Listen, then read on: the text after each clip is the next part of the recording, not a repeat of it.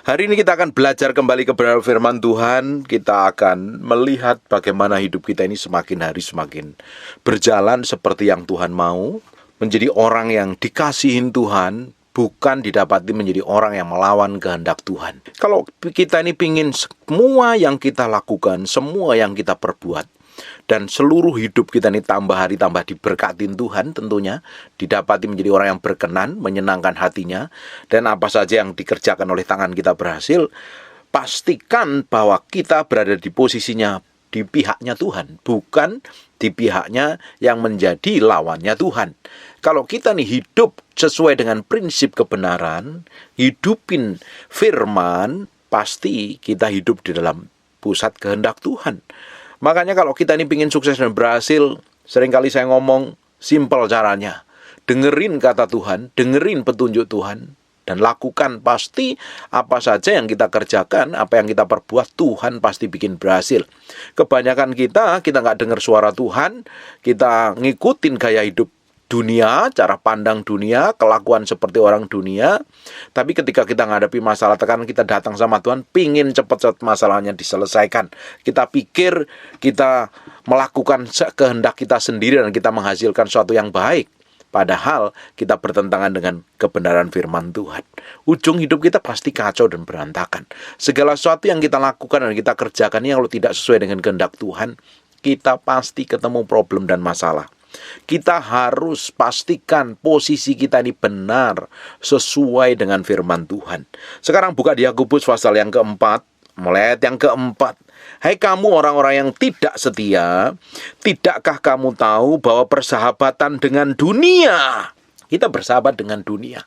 Bersahabat dunia artinya kita pakai pola pikir dunia. Kita kompromi dengan semua dosa dan pelanggaran. Sebab dosa adalah pelanggaran terhadap kebenaran firman Tuhan. Kita melanggar segala sesuatu yang bertentangan dengan firman Tuhan. Kita ini sudah melakukan dosa.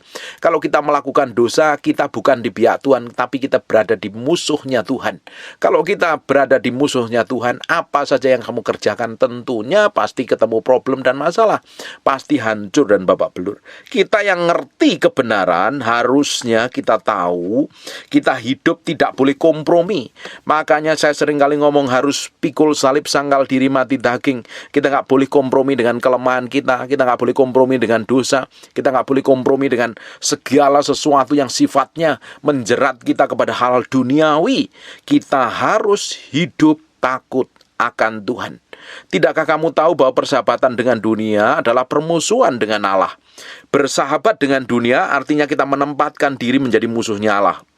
Apapun itu yang kamu kerjakan, apapun itu keputusanmu, apapun itu yang kamu lakukan, kalau bertentangan dengan firman Tuhan, makanya setiap orang harus ngerti kebenaran. Kalau Bapak Ibu nggak ngerti kebenaran, mesti belajar, dengerin khotbah, dengerin pengajaran, supaya semakin ngerti kebenaran, sehingga kamu mengerti mana yang baik, mana yang berkenan, dan mana yang sempurna. Kebenaran yang kamu ketahui, kebenaran itu akan memerdekakan kamu dari semua dosa dan pelanggaran. Kalau kita ngerti kebenaran, makanya setiap orang harus ngerti kebenaran. Ketika kita semakin ngerti kebenaran, semakin bergaul dengan Tuhan, kita tahu kita harus berjalan sesuai dengan ketetapan Tuhan.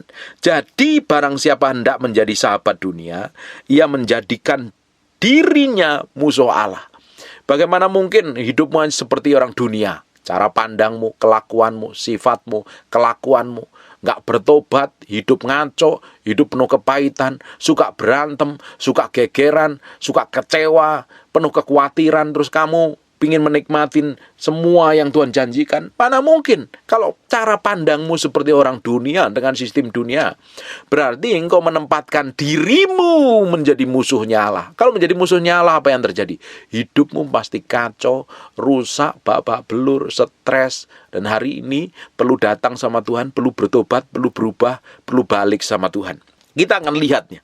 Kenapa orang suka pakai cara dunia? Kenapa orang suka bersahabat dengan dunia? Karena persahabatan dengan dunia, semua kenikmatan dunia itu enak buat daging kita. Tapi sebenarnya menjauhkan kita dengan kasih karunia Tuhan. Semua yang dari dunia ini akan lenyap, akan hancur. Semua yang datang dari dunia akan menyeret kita kepada perbuatan daging dan ujungnya menjauhkan kita dari Tuhan. Coba kita akan lihat di ayat pertama, dari manakah datangnya sengketa dan pertengkaran? Coba, orang sengketa, orang bertengkar gara-gara apa? Bukankah setiap orang kalau nggak cocok dengan orang lain, kalau hatinya nggak pas dengan orang lain, apalagi orang itu nggak bisa mengendalikan diri, nggak bisa menguasai diri dengan baik, mulut yang nggak bisa dikontrol dengan baik, mereka suka bertengkar. Pertengkaran dimulai dari mana sih? Dari perkataan, dari sikap hati yang tidak benar nih. Suka sengketa dan pertengkaran di antara kamu, bukankah datangan dari hawa nafsumu yang saling berjuang di dalam tubuhmu? Makanya kita harus pikul salib, sangkal diri, mati daging. Semua keinginan daging ini yang gak sesuai dengan kebenaran firman Tuhan, kita harus salibkan, kita harus belajar matikan. Semakin kita ngikutin kehendak Tuhan. Kalau tidak, ada sesuatu yang berjuang melawan di dalam diri kita ini. Ujungnya apa? Perbuatan daging yang manifestasi nanti. Kalau manusia rohmu kuat, tumbuh perkasa, kuat di dalam Tuhan. Makanya perlu dikasih makan manusia rohmu dengan firman, dengan kebenaran, dengan dekat dengan Tuhan. Kalau kita dekat dengan Tuhan, kita seperti carang yang nempel pada pokoknya, kita semakin kuat. Kita berjalan setiap hari bersama Tuhan, sehingga perbuatan daging tidak akan menguasainya. Kenapa orang itu berbuat daging? Padahal dia udah pelayanan, dia udah jadi pendeta, dia jadi orang Kristen lama, dia udah rajin kasih persembahan. Kenapa kok dia melakukan perbuatan daging dan cenderung melakukan perbuatan yang berdosa? Karena dia dipimpin oleh maunya, dipimpin oleh keinginannya, dipimpin oleh kehendaknya, bukan ditaklukkannya kepada perkara ilahi. Harusnya manusia rohnya yang mimpin, harusnya manusia rohnya yang berkuasa, sehingga keinginan, kemauan, kehendaknya itu takluk, sehingga tubuhnya pun ngikutin. Banyak orang nggak bisa menaklukkan dirinya dengan tepat. Kenapa nggak bisa menaklukkan dirinya? Dia tidak pernah belajar menaklukkan diri pada pusat kehendak Tuhan. Selama ini egonya yang dipuaskan, amarahnya yang dipuaskan, keributan yang dia lebih senangin daripada menguasai diri dan menaklukkan diri pada pusat kehendak Tuhan. Banyak orang yang gampang tersinggung, gampang marah kalau semua keinginan nggak dipenuhi. Kalau ada harga dirinya disinggung, disentuh, nggak terima, mudah sekali. Kenapa orang-orang seperti ini? Orang-orang seperti ini adalah orang yang tidak bisa menaklukkan dirinya pada pusat kehendak Tuhan. Kalau orang ini berteman atau berkumpul atau berjemaat dimanapun selalu bikin gegeran dan berantem. Bapak Ibu bisa perhatikan orang-orang di sekitarmu, bahkan engkau sendiri juga harus perhatikan. Kalau engkau sendiri gampang tersinggung, gampang marah, gampang emosi, gampang kepahitan, artinya ada sesuatu yang perlu diubah dalam hadirat Tuhan. Kalau engkau gak sadar diri, engkau susah berubah, hidupmu gampang maitin orang lain. Orang yang suka maitin orang lain gak sadar hidupnya sebenarnya pakai cara dunia, dipakai setan untuk melukai banyak orang. Bukankah panggilan kita ini menjadi berkat bagi banyak orang? Bukankah Kristus yang tinggal di dalam kita harusnya lebih berkuasa, bertata, memerintah, sehingga hidup kita menjadi berkat bagi banyak orang? Tapi banyak orang gak sadar, sekalipun jadi orang Kristen, dagingnya lebih menonjol, gak ada penguasaan diri, amarahnya meledak-ledak, sukanya berantem gegeran. Orang-orang seperti ini tidak tahu bagaimana pikul salib, sangkal diri, mati daging.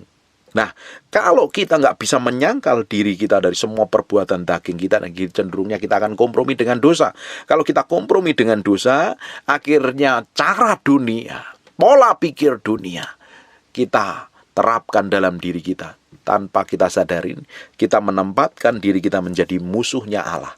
Lalu kalau kamu menjadi musuhnya Allah, kamu melakukan dosa dan pelanggaran, kamu gak bertobat, ya tidak heran apa saja yang kamu perbuat, kamu lakukan selama ini gagal, selama ini hancur, karena Tuhan tidak di pihakmu.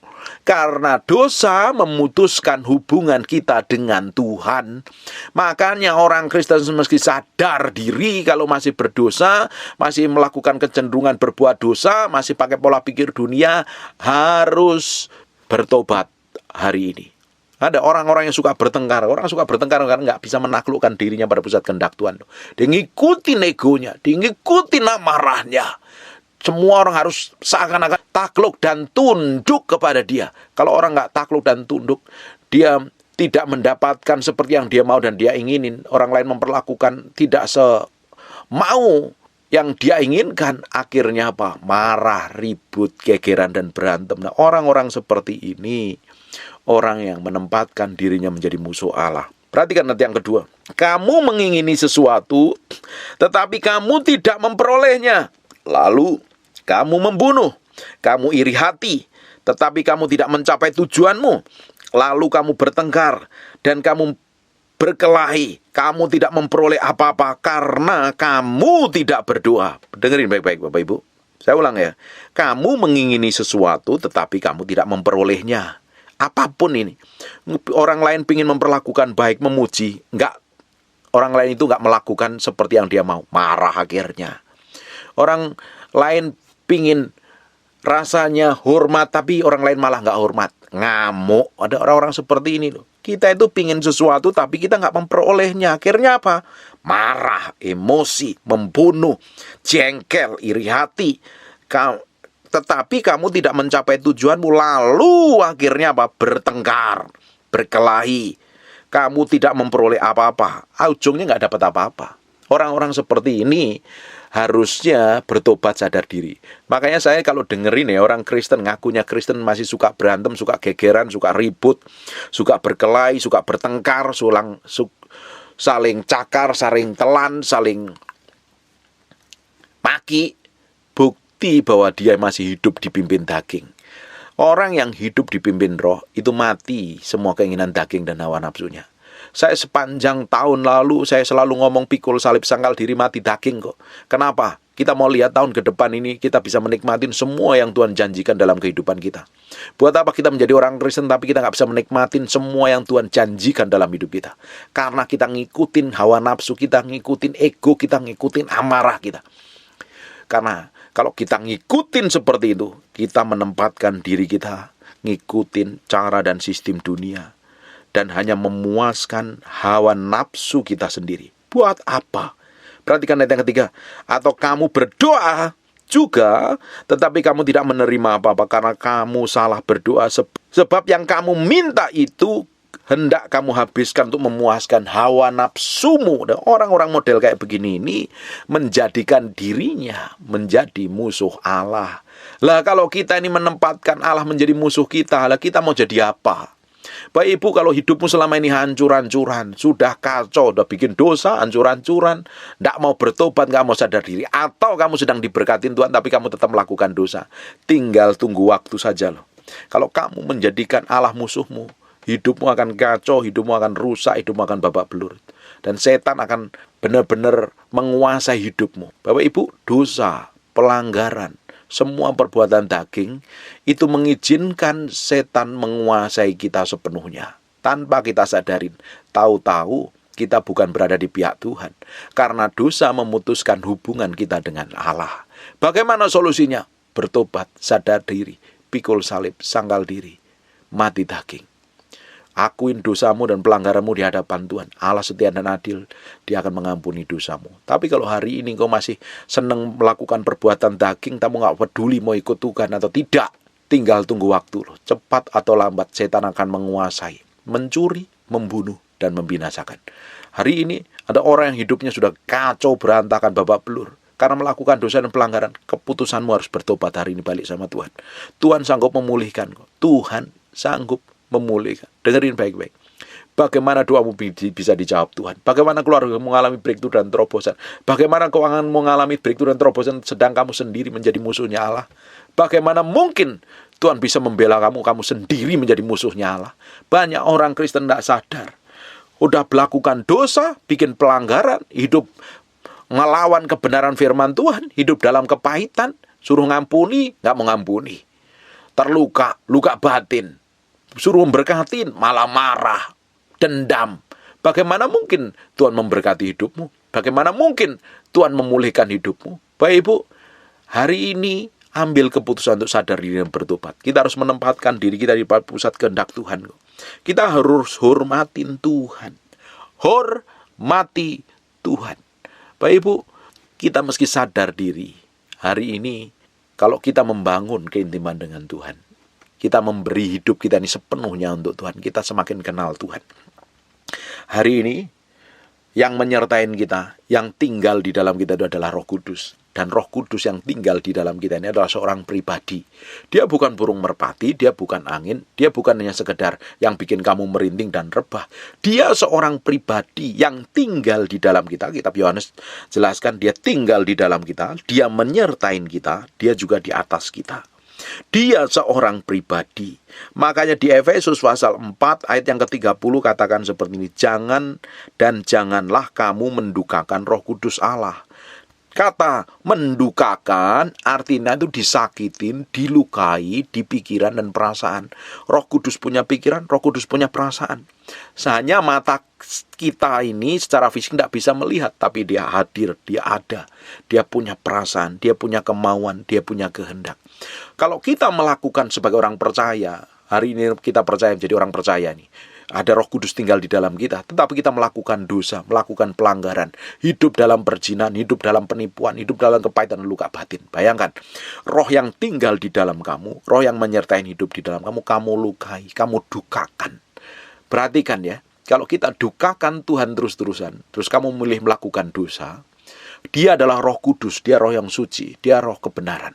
Tapi kamu melakukan dosa dan pelanggaran, tidak mau bertobat, tidak mau sadar diri, nggak mau balik sama Tuhan, sekalipun ditemplak, ditegur, diingatkan lewat suara hati, lewat hati nurani, lewat khotbah, lewat media sosial, lewat YouTube dan lain sebagainya, lewat ibadah hari Minggu pendetanya nemplak kamu, tapi kamu nggak bertobat, nggak sadar diri. Tuhan itu kudus adanya loh. Terus kamu milih melakukan dosa. Dia sebenarnya nggak mau tinggalkan kamu, tapi karena kamu milih dosa, karena dia nggak bisa menyatu dengan dosa, dia undur daripadamu. Ingat, ketika Simpson bikin dosa dan pelanggaran terus-terusan, dia melakukan dosa, berkali-kali dikasih warning, kasih peringatan, masih tetap melakukan dosa. Ujungnya roh Allah undur daripada dia.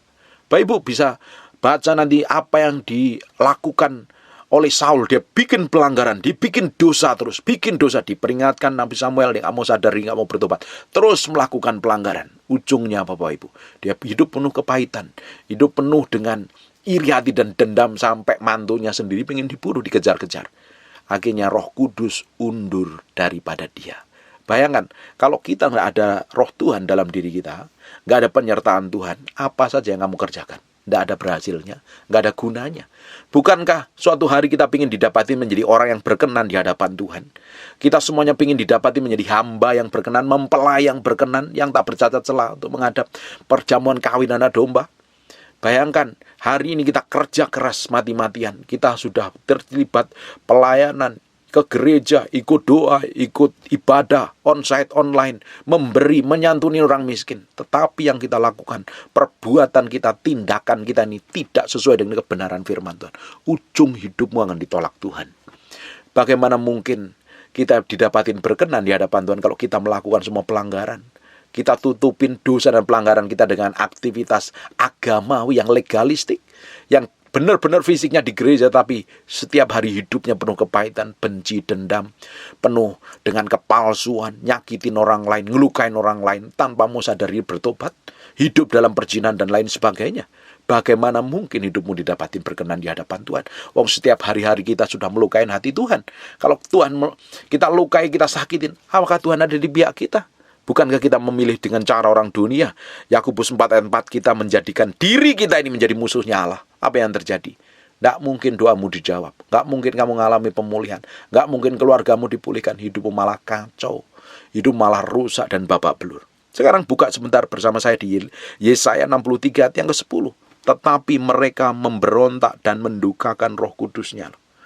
Memberontak artinya melawan kebenaran firman Tuhan. Dan mendukakan Roh Kudusnya, memilih hidup di dalam dosa. Bapak Ibu, kita sebagai orang percaya ini masih bisa jatuh dalam dosa, tapi harusnya kita nggak bisa hidup dalam dosa. Orang yang hidup dalam dosa udah tahu itu dosa tapi dilakukan. Sudah tahu bercerai itu tidak berkenan di hadapan Tuhan, dilakukan. Sudah begitu dia nikah lagi dengan perempuan lain, yaitu namanya hidup di dalam dosa. Sudah tahu kumpul kebo itu tidak benar, tetap dilakukan. Itu namanya memilih hidup dalam dosa. Sudah tahu punya simpanan itu tidak benar, tetapi tetap dilakukan. Itu namanya hidup di dalam dosa. Sudah tahu itu dosa, tidak mau bertobat. Sudah tahu itu menipu, itu berdosa, tetap dilakukan. Ujungnya apa? Engkau bukan menjadi orang yang dikasihin Tuhan, tapi kau menempatkan diri menjadi musuh Allah. Bapak Ibu, sadar diri, bertobat, sadar diri. Kita memang masih daging, masih suka makan bakmi, suka makan babi panggang dan lain sebagainya. Kita masih punya tubuh yang berdosa ini. Kita bisa jatuh dalam dosa. Tapi karena ada Roh Kudus yang tinggal di dalam kita, karena kita memiliki hubungan yang dalam dengan Tuhan, kita tidak mau lagi berbuat dosa. Justru ketika kita berbuat dosa, kita sadar diri, datang kepada Tuhan, minta ampun sama Tuhan. Miliki sikap hati yang seperti itu. Daud tahu persis ketika dia bikin dosa dan pelanggaran, dia nangis sama Tuhan. Jangan pernah kau ambil rohmu daripadaku. Karena tanpa roh Tuhan, Daud tidak bisa melakukan apa-apa. Hidupnya nggak ngalami kemenangan. Hidup masa depannya akan hancur dan berantakan. Bapak Ibu, kita ini hidup di dalam dunia, dan dunia ini pakai sistem dunia. Dunia ini dipakai sistem yang idenya adalah iblis sendiri, karena dunia dikuasai oleh roh jahat hari ini. Bayangkan, tanpa roh Tuhan, tanpa kekuatan ilahi, tanpa kita bergantung sama Tuhan, tanpa kita nempel sama Tuhan, hidupmu pasti kacau, keluargamu pasti babak belur, masa depanmu pasti rusak dan berantakan. Datang sama Tuhan. Perhatikan. Tetapi mereka memberontak dan mendukakan Roh Kudusnya, maka Ia berubah menjadi musuh mereka. Ia sendiri berperang melawan mereka. Bayangkan kalau Allah menjadi musuhmu dan Allah berperang melawanmu, apa yang terjadi? Bukankah ini sama dengan Yakobus 4 ayat yang keempat? Jadi barang siapa hendak menjadi sahabat dunia ini, ia menjadikan dirinya musuh Allah. Kalau menjadi musuh Allah, apa yang terjadi? Hancur hidupmu, kacau, rusak, berantakan, nggak ada pengharapan. Tidak heran doamu nggak dijawab-jawab, karena engkau nggak bertobat, sadar diri. Banyak orang konseling sama saya, masalahnya sudah ruwet, sudah kacau, utangnya banyak di mana-mana, keluarganya di ujung tanduk dan lain sebagainya. Syarat pertamanya, meski bertobat, sadar diri, cari Tuhan dulu. Bagaimana mungkin kau ingin dipulihkan kalau engkau masih hidup dalam dosa? Bagaimana mungkin Tuhan menolongmu kalau engkau menempatkan dirimu menjadi musuh Allah? Bapak Ibu, pastikan diri kita ini benar di pihak Tuhan. Kalau kita di pihaknya Tuhan, Tuhan yang menjadi panglima perang kita, Tuhan yang menggantikan kita berperang, malaikat berada di samping kanan kiri kita, dan surga ada di belakang kita. Tapi kalau engkau memilih hidup di dalam dosa, tidak mau sadar diri, nggak mau bertobat, artinya engkau menempatkan diri menjadi musuhnya Allah. Engkau seperti Lucifer yang memerangin Tuhan, pingin menyamai yang maha tinggi. Akhirnya apa? Habis dibinasakan, ujungnya nanti akan dibuang di lautan api yang kekal. Hari ini sadar diri, bertobat, mulai bangun keintimanmu dengan Tuhan, bergaul dengan Tuhan. Tuhan sendiri akan bikin breakthrough dan terobosan dalam hidupmu. Sekarang buka di 1 Korintus pasal yang ke-6 ayat yang ke-17. Tetapi siapa yang mengikatkan dirinya pada Tuhan menjadi satu roh dengan Dia. Kalau kita mengikatkan diri kita kepada Tuhan, kita bergaul dengan Roh Kudus, kita sembah Tuhan, kita dedikasikan hidup kita melakukan kebenaran, kita bergaul dengan firman, kita bangun keintiman dengan Tuhan, akhirnya kita menjadi satu roh dengan Dia. Bapak Ibu, kalau kita menjadi satu roh dengan Tuhan, dan Tuhan ada di pihakmu, siapa yang sanggup melawanmu? Tidak heran, engkau semakin dipromosi, ditinggikan, diurapi, memiliki pengaruh yang besar, memiliki dampak otoritas yang powerful dan dahsyat. Harusnya semakin hari kita memberi hati kita di hadapan Tuhan sepenuhnya untuk Tuhan. Bangun keintiman bersama Tuhan setiap hari. Saya selalu ngomong hal ini loh. Inti dari semua pengajaran khotbah saya adalah membangun keintiman dengan Tuhan. Tanpa kita memiliki keintiman dengan Tuhan, hidup akan kacau. Kamu pakai prinsip dunia, kelakuanmu seperti orang dunia, sekalipun kamu rajin ke gereja, hidupmu persis seperti orang dunia. Ucapanmu seperti orang dunia, pikiranmu seperti orang dunia, kelakuanmu seperti orang dunia. Bagaimana mungkin Tuhan berada di pihakmu kalau kelakuanmu seperti itu? Pastikan hari ini, bertobat, sadar diri, cari Tuhan sungguh-sungguh. Selidikin sampai kedalaman batinmu nih. Saya juga setiap hari selidikin sampai kedalaman batin saya. Tuhan, kalau kau dapatin sesuatu yang busuk dan jahat, cabut sampai ke akar-akarnya. Lebih baik hari ini aku berurusan dengan engkau di bumi ini, selama aku masih hidup, sekalipun sakit, sekalipun aku harus pikul salib sanggal dirmati daging, daripada suatu hari aku berurusan dengan engkau setelah kematian. Sudah terlambat semuanya waktu bertobat. Lebih baik hari ini kita koreksi hati kita. Selidiki sampai kedalaman batinmu. Yang tahu persoalanmu, yang tahu perbuatanmu, yang tahu tindakanmu di belakang layar, itu adalah engkau bersama Tuhan. Sadar diri, bertobat. Semua kemunafikan, kepalsuan, sakit hati, luka batin, trauma masa lalu, dendam, kekecewaan, atau apapun lah namanya, yang busuk, yang jelek, yang jahat, dan kamu masih berada di dua kaki. Hari Minggu kelihatannya menjadi orang yang kudus, suci, tak bercacat celah, tapi di luar gereja dari Senin sampai Sabtu kamu pakai prinsip dunia. Nipu, kerjanya nipu, mencuri, menyakitin hati orang, tanpa peduli dengan perasaan Tuhan. Kamu berada di dua kaki hari ini, sadar diri, bertobat, cari Tuhan sungguh-sungguh. Tuhan masih sanggup memulihkan. Saya berdoa, apa yang saya ajarkan hari ini membuat hatimu diubah Tuhan. Kalau engkau pastikan dirimu di pihak Tuhan nih, sekalipun kau dibawa ke lembah bayang-bayang maut, ngalami tekanan, himpitan, persoalan kayak apapun juga, kamu tahu pasti kamu di pihak Tuhan, dan ujungnya Tuhan akan melakukan mujizat. Tuhan akan membalikkan keadaan. Tuhan akan bikin breakthrough dan terobosan. Coba selama ini kita perhatikan hidup kita ini. Bukankah seringkali Tuhan tolong dengan caranya yang ajaib? Selama hati kita nempel sama Tuhan ini, Tuhan cepat memulihkan hidup kita kok. Tuhan gak akan rela kita menderita bertahun-tahun. Saya ngalami penderitaan proses 5 tahun. Dan semakin saya ngalami tekanan, semakin saya cari Tuhan. Saya tahu, saya kenal, saya pastikan hati saya tetap mencintai Tuhan dan mengasihi Tuhan. Saya hanya mau nyenangin hati Tuhan. Pasti Tuhan gak tahan kalau Tuhan disenangkan. Pasti bikin breakthrough dan terobosan. Coba sekarang selama ini, hidupmu sudah kacau bertahun-tahun. Rusak, ruwet, berantakan. Hidup dalam dosa, kumpul kebu, berzina, kepahitan, luka batin, trauma, dan lain sebagainya. Semua yang buruk, yang jelek, yang jahat, sampai dirimu penyakitan. Sampai kamu simpen luka batin, sampai engkau kepahitan. Sampai penyakit segala macam datang dalam hidupmu. Tapi engkau gak sadar diri bertobat. Hari ini ambil keputusan untuk bertobat. Cari Tuhan, kejar Tuhan, senengin hati Tuhan. Kita kemarin udah belajar kitab Esther. Kitab Esther kita masih sampai pasal yang ke-7. Hari ini saya harusnya ngajar tentang kitab Esther, tapi besok kita lanjutkan kitab Esther. Kitab Esther ngajarin bagaimana kita bergaul intim dengan Tuhan kok. Nempel sama Tuhan kok. Kita berikan hati kita ini sepenuhnya untuk Tuhan kok. Kalau kita didapati menjadi orang yang difavoritkan Tuhan, dapat kemurahan, dapat perkenanan, Tuhan, Allah yang Raja yang Maha Perkasa itu tidak akan berlama-lama untuk bikin breakthrough dan terobosan.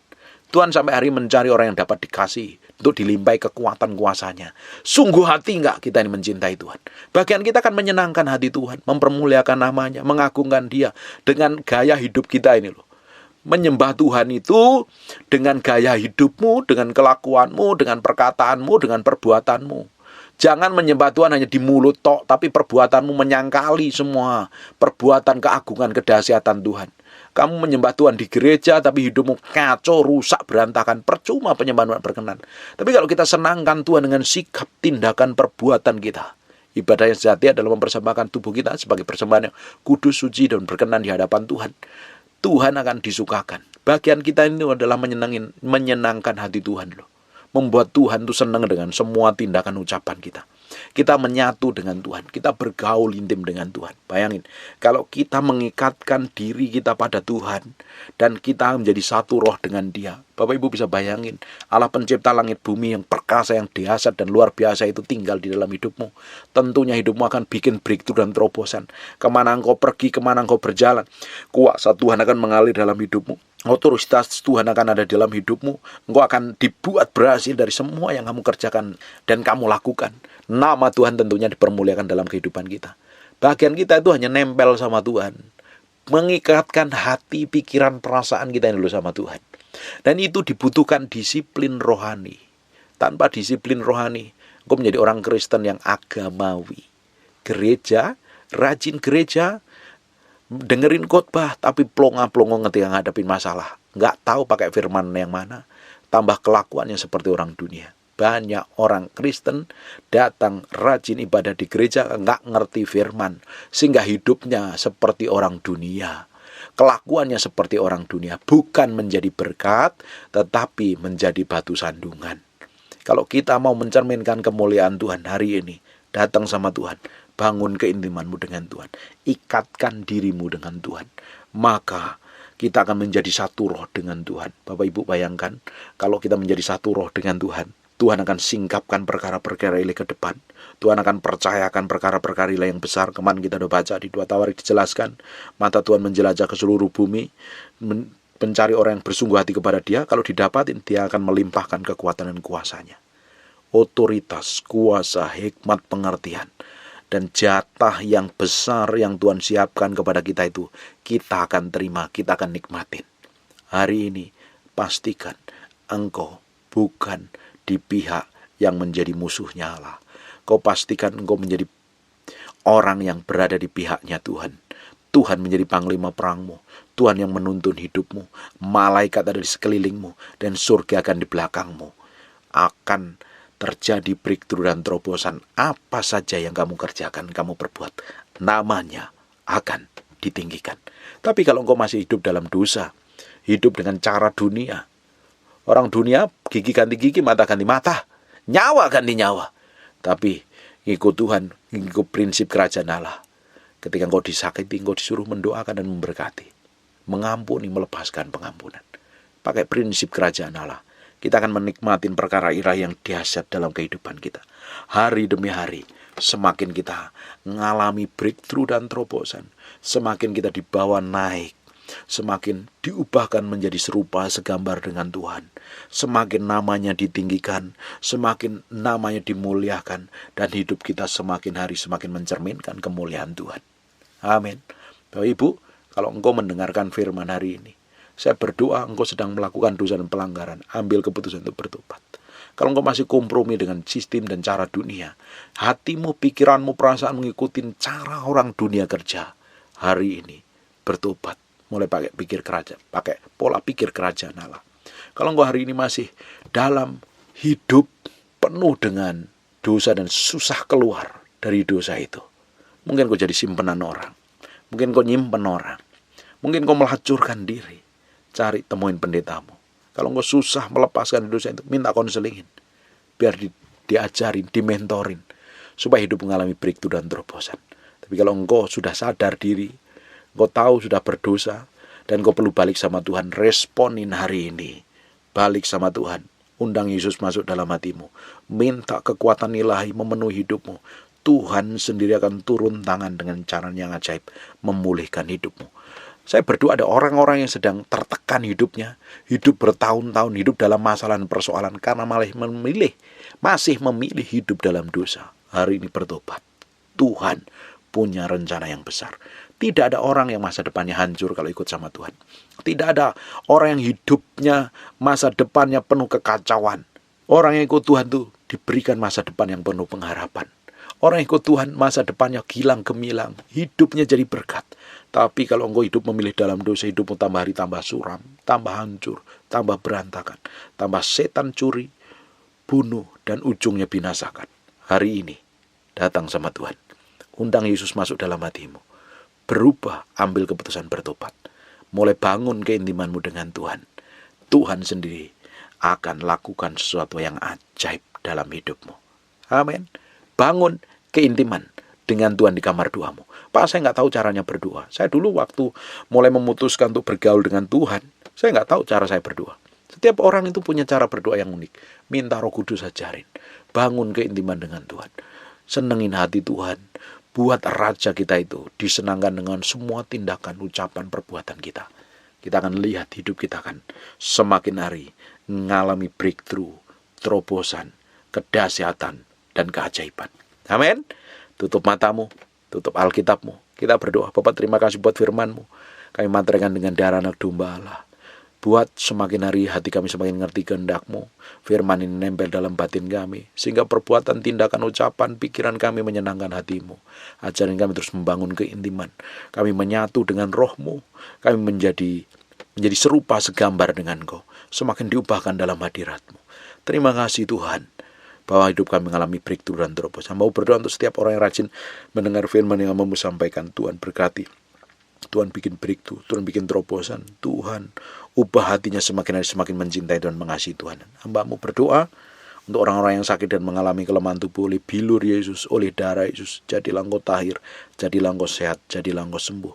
Jadi seperti aku doakan dan katakan, dalam nama Yesus kami berdoa dan mengucap syukur. Haleluya. Amin. And God bless you. My hand in surrender to your name, Most High. I'm yielding to your spirit, walking in your love. Jesus, I adore. Jesus, I adore. Jesus, I adore your holy name. Dipenuhi kemuliaan, dipenuhi kemuliaan. Sembah dengan nyanyian ini. Dipenuhi pujian, kami berikan yang kalem saja. Korban pujian, angkat tanganmu sembah Dia. Kau saja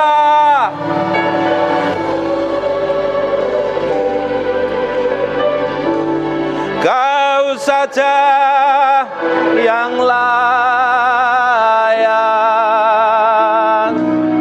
Kau layak terima glory. Yesus, Kau Tuhan.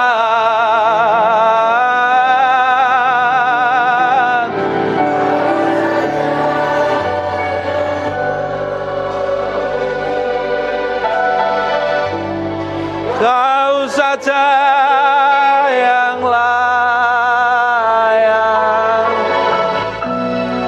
Kau layak terima glory.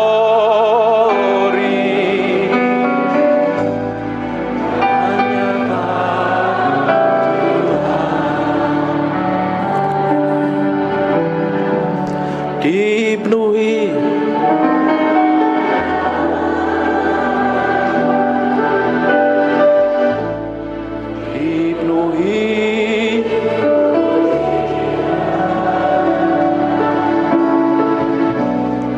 kami.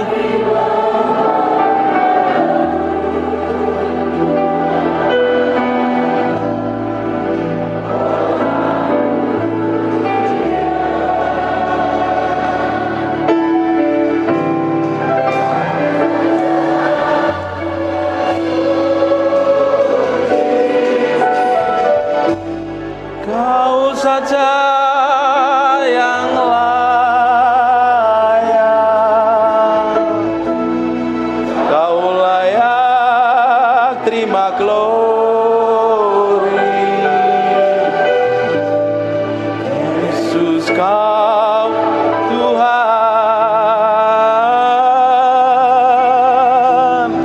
Kau saja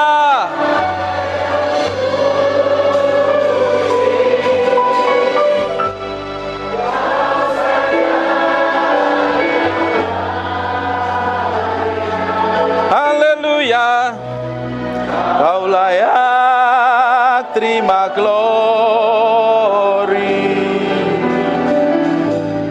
Hanya Kau Tuhan. Tetap fokus sama Tuhan, tetap main yang lemah. Roh Kudus, aku minta urapan itu dan mengalir dari ujung ke ujung. Aku berdoa urapan itu sedang turun dalam ruangan ini.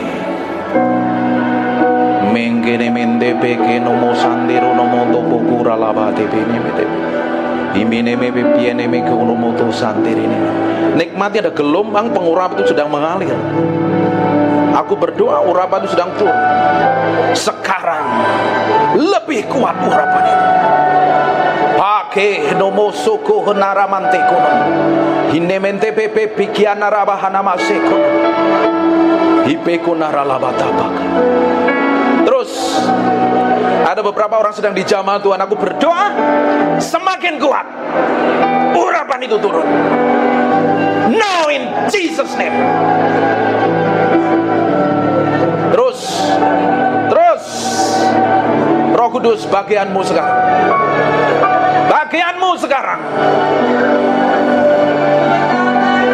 Apakah nama sekonomo? Ikere BTPP kiene mendebe kinomo kosande konomo. Ine mendere bebe piana mabahana masya. Irala baka harabasya nama takara nama sekene mendebe kine. Terus semekona lama tabak. Terus kita akan nikmatin Tuhan. Kita nikmati hadiratnya.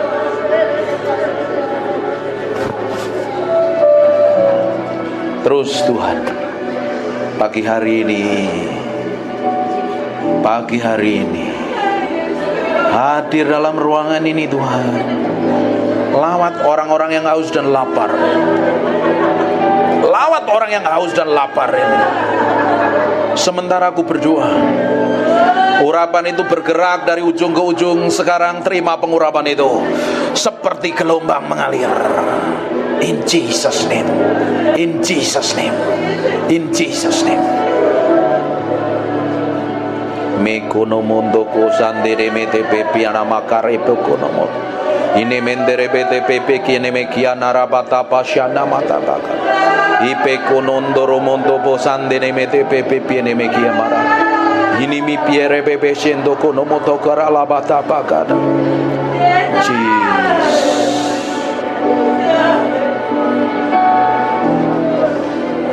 Terus Tuhan, buat sesuatu yang berbeda pagi hari ini. Kau lihat orang yang haus dan lapar ini Tuhan. Mereka akan dilawat Tuhan. Mereka akan dilawat Tuhan. Mereka yang sudah kering, angkat tanganmu yang udah kering, lama gak ngalami Tuhan.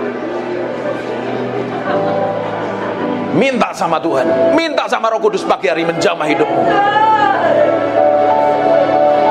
Aku lepaskan urapan ini turun di antara umatmu. Ada kuasa Allah yang bergetar. Tiba-tiba ada beberapa orang dijamah Tuhan. Sampai engkau gak tahan.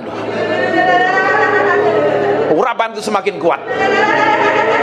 Sekarang Jesus name. Jesus name. Terus ada orang-orang gak tahan. Kuat sekali urapan di ruangan ini. Sekarang jamah Tuhan. Jamah Tuhan. Terima pengurapan itu. Terima pengurapan itu.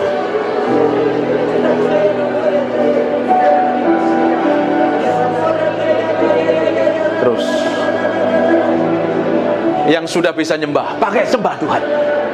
Izinkan Tuhan hadir menjamah hidupmu pagi hari ini. Buat hatimu haus dan lapar ingin kenal Tuhan lebih dari apapun juga. Engkau menguasai, bukan aku bukan siapa-siapa. Ini bagianmu menjamah umatmu.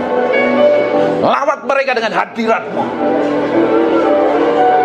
Terus semakin kuat. Aku perintahkan setiap roh yang bukan dari Tuhan, kepahitan, sakit hati, kecewa, aku perintahkan kau pergi dan tinggalkan dalam ruangan ini. Aku berdoa urapan itu semakin kuat Tuhan. Hadiratmu turun dalam ruangan ini. In Jesus name. Jesus, we thank you, we praise you, we adore you. We thank you, we praise you, we adore you.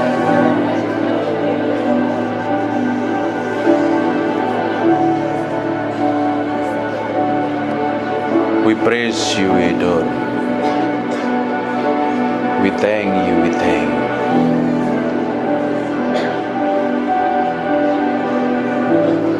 Aku berdoa Engkau tetap tinggal dalam ruangan ini menjamah umat. Haleluya.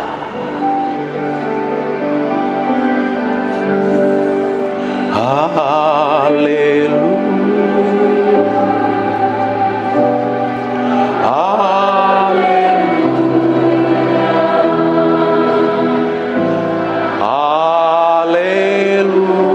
Angkat tanganmu, sembah Dia.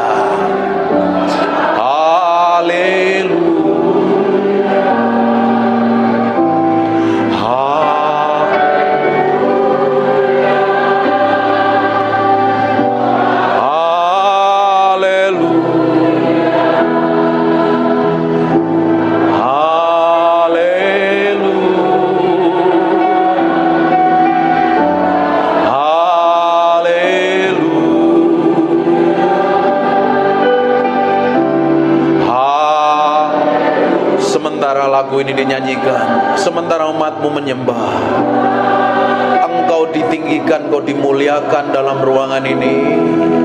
Engkau saja yang layak disembah dan ditinggikan. Biar urapanmu mengalir dalam ruangan ini. Aku berdoa pengurapan Ibu sedang turun dalam ruangan ini.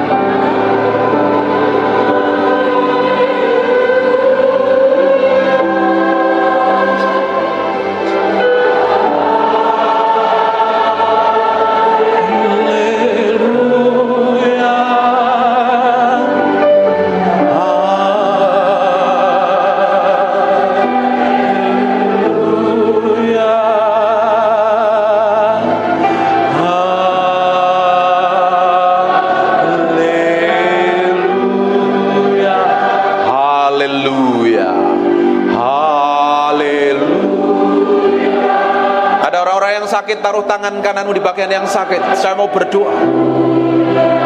Aku berdoa, biar urapan kesembuhan itu turun dalam ruangan ini.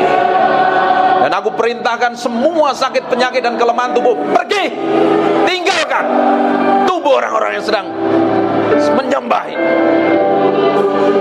Dalam nama Yesus, dalam nama Yesus.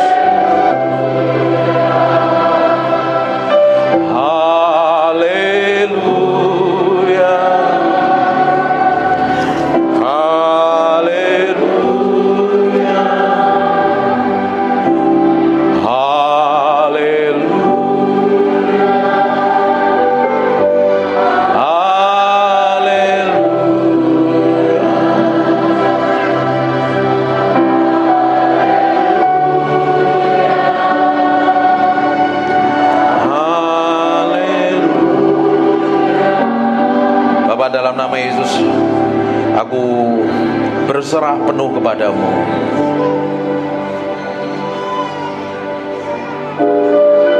Tolong anak kecil bisa di ruangan lain. Hormatin Tuhan.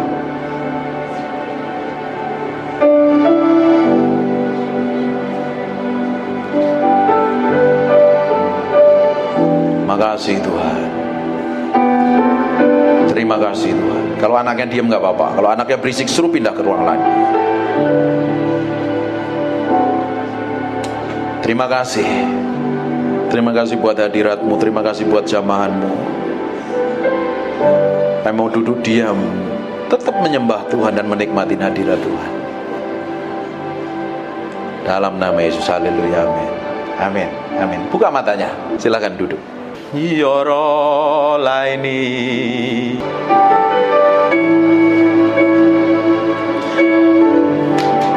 aini yoro laini yoro laini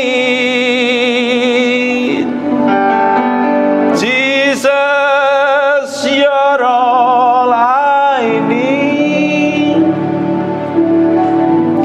Saya pengen nyembah. Jesus, I just want to thank you. Jesus, I just want to thank you. Jesus, I just want to thank you. Saya nyanyi lagu ini loh, ngerasain hadirat Tuhan loh. Jesus, I just want to thank you. Thank you for being so good. Enak tau nyembah Tuhan itu ya. Loh kok bengong semua?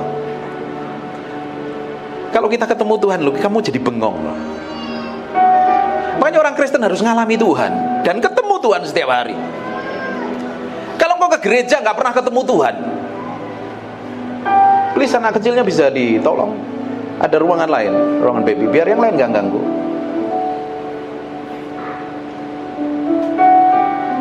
Kalau kita ngalami Tuhan, kita ketemu Tuhan, kita memiliki hubungan kedekatan dengan Tuhan. Hidupmu berbeda, kelakuanmu berbeda, sikapmu berbeda. Tapi banyak orang Kristen datang ke gereja rajin ibadah, kelakuannya nggak berubah dari tahun ke tahun, tetap sama, menjadi manusia yang lama. Harusnya setiap hari kita berjalan bersama Tuhan, bergaul dengan Tuhan. Karakter, sikap, kelakuan, tindakanmu berubah menjadi sama seperti Tuhan. Harusnya, tapi tidak semua orang nyampe ke sana. Dia lebih seneng ngikutin dagingnya, ngikutin hawa nafsunya, ngikutin egonya, tidak mau tunduk dan submit kepada Tuhan. Terus berharap dipakai Tuhan, berharap hidupnya ngalami kemuliaan Tuhan, sampai matamu biru dan rambutmu merah, tidak akan pernah berubah.